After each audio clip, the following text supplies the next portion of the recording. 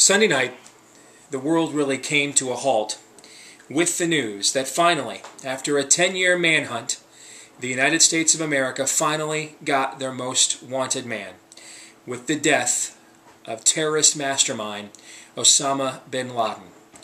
As for me, someone who will be 38 years old in July, this event is really the final chapter in what has been the defining moment of my generation, and that is 9/11. I still remember that day vividly. I was getting ready in the shower, getting ready to head to work over at Sports Radio The Jock. My wife calls me out of the bathroom and says, "You've got to take a look at this." And we watched those first batch of planes fly into the tower on a recording on the Today Show on NBC. And you thought at the time, wow, it's just what an incredible accident. What a calamity. What a tragedy. I get dressed. I'm heading into work. My wife calls me on my cell phone and says, more planes have flown into towers.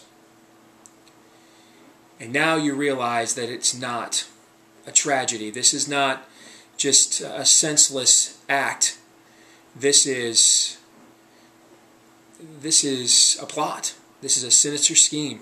This is an attack on our country. I remember those days vividly, wondering what would happen next, watching the rubble, the carnage, watching my fellow Americans put up pictures of their lost loved ones, wondering if they'd ever come home, and over 3,000 of them never did.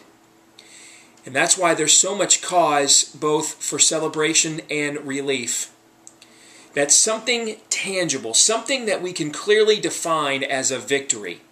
It is difficult to define Afghanistan and the campaign we have waged there since 2001 as a victory, because in the end, the person who's profited the most off of our engagement in Afghanistan is a true gangster that we've created as their leader.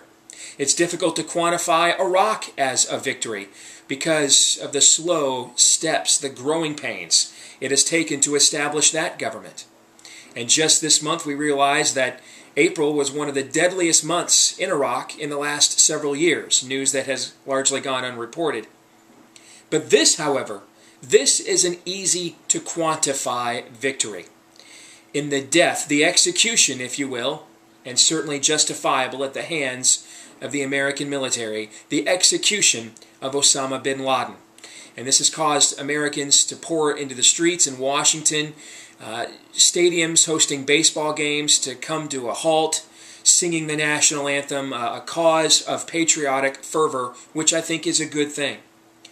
But I also think that while this may close the chapter for a lot of us emotionally on 9/11 and the events of that day, sadly, I don't believe in any way, shape, or form it stalls any of the momentum of the movement that launched the plot on 9/11 to begin with. And that's something I think we still fail to grasp about the events that have led ultimately to Osama bin Laden becoming a household name.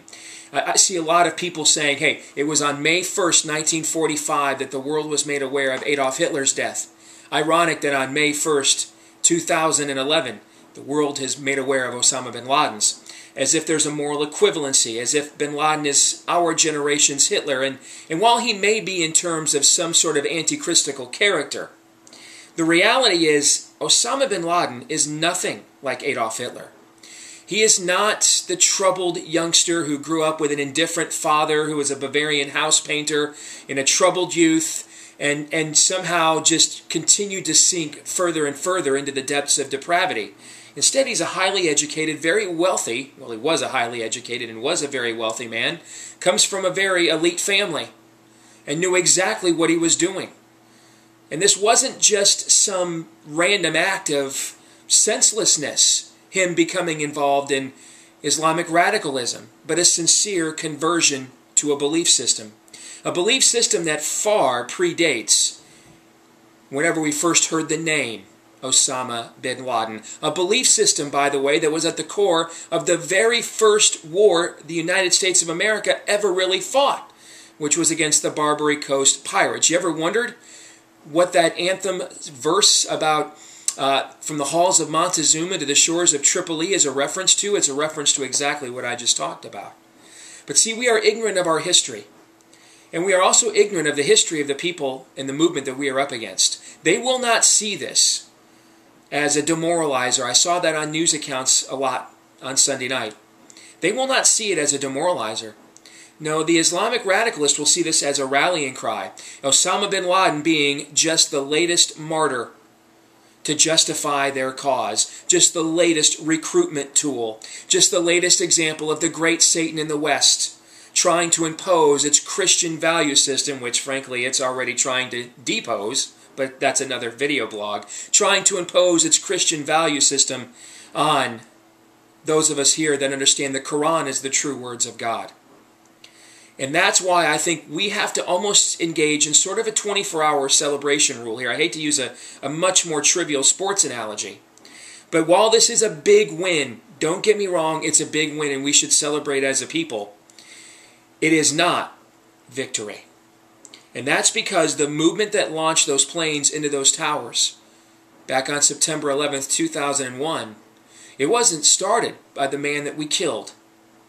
It was started by a man that perished almost 1,400 years ago, and it's still going strong.